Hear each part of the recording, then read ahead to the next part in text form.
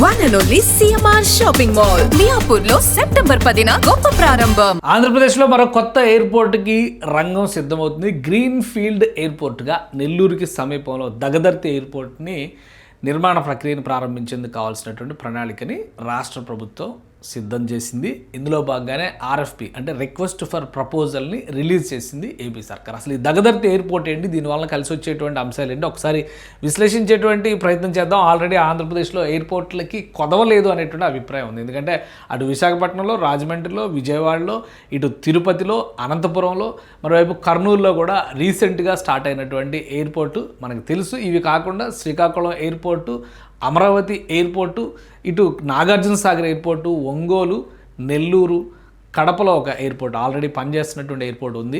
రాయలసీమ 4 జిల్లాల్లో ఎయిర్పోర్ట్లు ఉన్నాయి.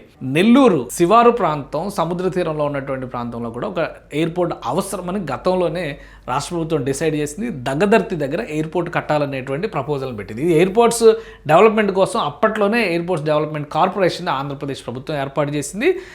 ఆ ఊపుతోనే ఓర్వకలులో కర్నూలు జిల్లాలో ఎయిర్పోర్ట్ని స్టార్ట్ చేశారు, ప్రారంభించారు. అదే తరహాలో ఆ రోజే ఒక ప్రపోజల్ ఉంది ఎయిర్పోర్ట్స్కి సంబంధించినటువంటి వాటిలో. ఇక్కడ ఒకసారి మనం అప్పటి వెబ్సైట్ పెద్దగా ఏం చేంజెస్ లేవు కాబట్టి అప్డేట్ కాలేదు. ఇందులో గ్రీన్ఫీల్డ్ ఇంటర్నేషనల్ ఎయిర్పోర్ట్ భోగాపురం, ఇది అండర్ కన్స్ట్రక్షను. లాస్ట్ 7-8 ఏళ్ల నుంచి మనం చూస్తున్నాము. యాక్చువల్ కన్స్ట్రక్షన్ మొదలైంది మాత్రం 2023లో, ఆ విషయం అందరికీ తెలుసు. So greenfield airport Dagadarthi Nellore జిల్లాకి సంబంధించి ఇది అప్పట్లోనే పెట్టారు. తర్వాత గ్రీన్ఫీల్డ్ ప్రాజెక్ట్స్ అని కొన్ని అంచనాలు పెట్టారు. ఇక కర్నూలు ఓర్వకల్లో ఇది ఓపెన్ అయిపోయింది ఈ ఎయిర్పోర్టు. సో ఈ ఎయిర్పోర్ట్ స్టేటస్ ఏంటనే దాని మీద అందరికీ కూడా డౌట్స్ ఉన్నాయి.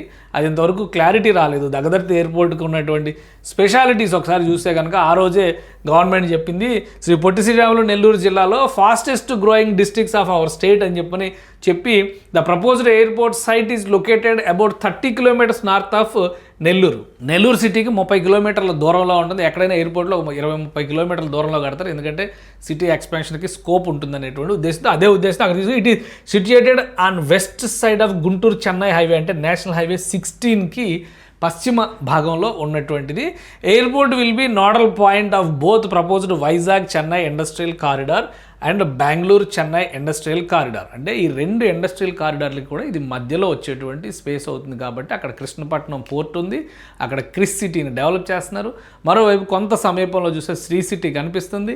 ఈ మధ్య కాలంలో రామాయంపేట పోర్ట్ని డెవలప్ చేయడం ద్వారా బీపీసీఎల్ ప్రాజెక్ట్ అతిపెద్ద ప్రాజెక్టు, దాదాపు 1,00,000 కోట్ల ఇన్వెస్ట్మెంట్స్తో రాబోతున్నాయి. కాబట్టి దగదర్తి ఎయిర్పోర్ట్ని స్పీడప్ చేయాలని చెప్పి ఆంధ్రప్రదేశ్ ప్రభుత్వం డిసైడ్ చేసింది. అందులో భాగంగానే ఇక్కడ చాలా అంశాలను ఇక్కడ మెన్షన్ చేశారు. The proposed airport is very close to Krishnapatnam port, which is one of the fastest growing ports in India. The airport will beneficiary to the Sri City, a planned integrated business city. So ఇవన్నీ ఉన్నాయి కాబట్టి ఆ రోజే నెల్లూరు జిల్లాలో దగదర్తి దగ్గర airport కట్టాలని decide చేశారు. కానీ గత 5 ఏళ్లలో ఇది పడకేసింది.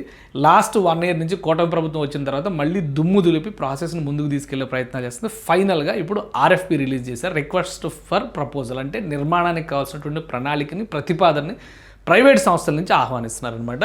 సో అసలు ఈ దగదర్తి ఎయిర్పోర్ట్కి సంబంధించినటువంటి మ్యాప్ కూడా మనం చూద్దాం. మొత్తం ప్రభుత్వం వేసినటువంటి అంచనా ప్రకారం ఇప్పుడు అక్కడ ల్యాండ్ ఎక్విజిషన్ కూడా జరిగింది. 1379 ఎకరాల భూమిని ఆల్రెడీ ఈ ఎయిర్పోర్ట్ కోసం సేకరించి పెట్టారు. సో ఈ ఎయిర్పోర్ట్కి ఎలాంటి ఆటంకాలు ఉండవో ఏర్పాటు చేయడానికి ఇప్పుడు అనేది భూమి సమస్య తీరింది కాబట్టి నిర్మాణ ప్రక్రియలో ముందుకు వెళ్తుంది. సో మొత్తం ఫ్లోర్ ప్లాన్ ఇది. ఎయిర్పోర్టు నెల్లూరుకి 30 కిలోమీటర్ల దూరంలో వచ్చేటువంటి ఎయిర్పోర్టు దగదర్తి ప్లాన్ ఇది. అటుపక్క ఇటుపక్క చూస్తే దామవరం, ఇలాంటి చిన్న చిన్న ఊళ్ళు ఉన్నాయి. ఇది పూర్తి స్థాయిలో డెవలప్ అయితే కనుక కోస్టల్ బెల్ట్లో, ముఖ్యంగా ఇక్కడ కోస్టల్ పాయింట్ ఈ ఏరియాలో వస్తే కనుక దీన్ని కోస్టల్గా కనిపించేటువంటి స్కోప్ చాలా దగ్గరగా కనిపిస్తుంది అనేటువంటి అభిప్రాయం ఉంది. ఇక్కడ వరకు ఈ కావలి వరకు మనం చూస్తే ఈ జోన్ అంతా కూడా ఎయిర్పోర్ట్ కనెక్టివిటీకి దగ్గరగా ఉండేటువంటి స్కోప్ ఉన్నటువంటి ప్రాంతంగా చూడాల్సి ఉంటుంది. సో అందుకనే దీని ప్రపోజల్ని ఆర్ఎఫ్పిని ఇమ్మీడియట్గా మూవ్ చేసింది రాష్ట్ర ప్రభుత్వం. దీనికి సంబంధించినటువంటి ప్రతిపాదనలు సిద్ధం చేసింది. చుట్టుపక్కల ఉన్నటువంటి జాగ్రఫీ చూస్తే కూడా land proposed for airport in Damavaram దగ్గరలో వస్తుందన్నమాట ఎయిర్పోర్ట్. దగదర్తి అండ్ వెలుపోడు విలేజెస్ కింద వస్తుంది, దగదర్తి మండలంలోకి వస్తుంది కాబట్టి దగదర్తి ఎయిర్పోర్ట్ అంటున్నారు అనమాట. యాక్చువల్ ప్లేస్ చూడాలంటే దామవరం దగ్గర వస్తుందని చెప్పాల్సి ఉంటుంది, కానీ దామవరం మండలంలో ఉన్నటువంటి ప్లేస్ కాబట్టి ఇది NH16 ఇటువైపు ఉంది, వెస్ట్ సైడ్ వస్తుందని చెప్పారు. NH16కి వెస్ట్ సైడ్ వస్తుంది ఎయిర్పోర్ట్ అని చెప్పారు. సో ఒకవైపు కాలువ, ఇంకోవైపు హిల్ ఏరియా ఉంది. వీటన్నిటిని దృష్టిలో పెట్టుకొని ఇప్పుడు రాష్ట్ర ప్రభుత్వం ఆర్ఎఫ్పిని రిక్వెస్ట్ చేసింది. అతి త్వరలో దీనికి సంబంధించినటువంటి ప్రపోజల్ని చేయొచ్చు. మొత్తం 4400 మీటర్ల ల్యాండ్ అవైలబుల్ ఇక్కడ ఉంది. అంటే ఎకరాల్లో చూస్తే కనుక 1380 ఎకరాలు లెక్కేసుకోవచ్చు, 79 ఎకరాలు అని చెప్పని అంటున్నారు. సో మొత్తం గతంలోనే ఇది చంద్రబాబు నాయుడు 2019లోనే ఈ ఎయిర్పోర్ట్ కోసం శంకుస్థాపన చేశారు. ఇక్కడ చూస్తే 6/1/2019లో శంకుస్థాపన చేశారు.